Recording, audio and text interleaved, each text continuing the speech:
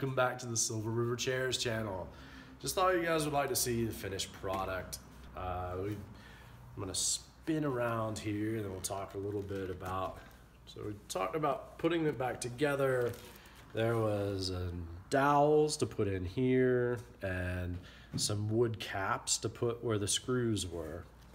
After I did that, I lopped off close, but not right against, with a flush cut saw. Then I came in to chisel, and sculpt it a little more. After that, using a combination of some sandpaper and steel wool and get it smooth. Coloring wise, even before coloring, here, putty.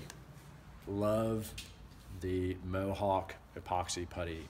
2-part epoxy, smash it together.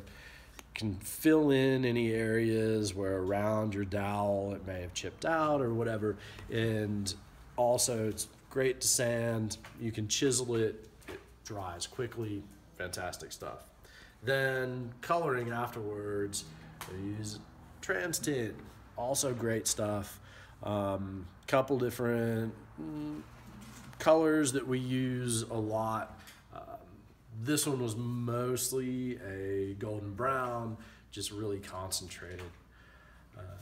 And after that, doing a little bit of a shellac coat to give it some shine, and also to do a final finish on top of that trans tint to lock everything in place.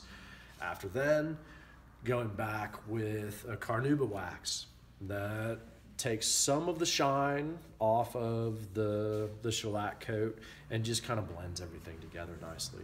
I think it turned out great. All in all, it's a beautiful chair, and I know that our client is going to be stoked, and we appreciate her patience while we took these wonderful videos. All right, thanks guys, until next time and our next project.